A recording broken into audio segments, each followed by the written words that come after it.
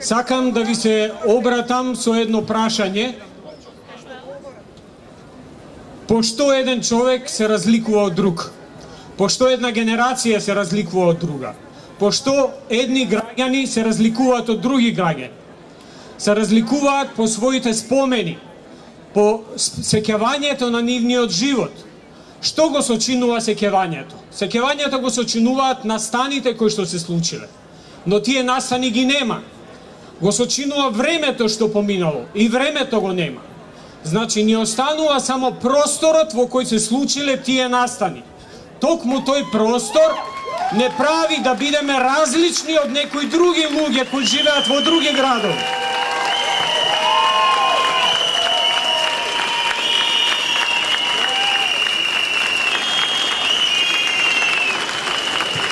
Во македонската традиционална култура има една многу, на прв поглед, непријатна работа. Има една клетва која вели да ти се сотре огништето.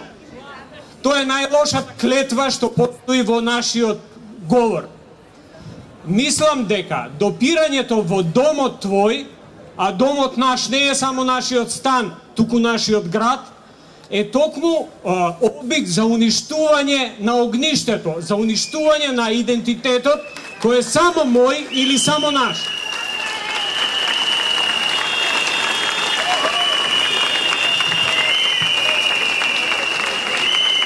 Јас припаѓам на генерација 1959 година. Мојата младост ја поминав овде на ова место што се вика Ванила. На ова место што се вика Драгстор, тука се собиравме. Мусандра, киноцентар и разни други објекти. Може би нив ги нема како институции, како наслови, но ги има како простор.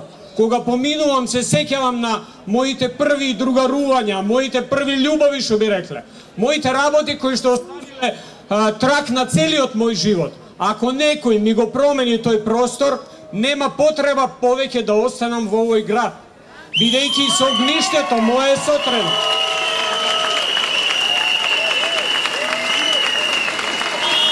Имам уште едно прашање и тоа би било се.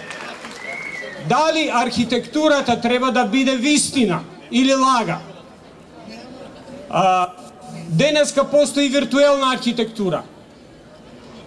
Кога гледаме една зграда, еден објект, тој зборува за материјалот од кој е направен, за функцијата што ја остварува, но зборува и за времето од кое потекнува.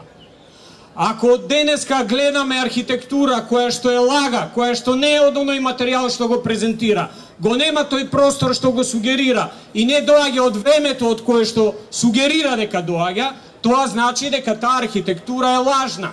Дали се согласувате да живеете во лага?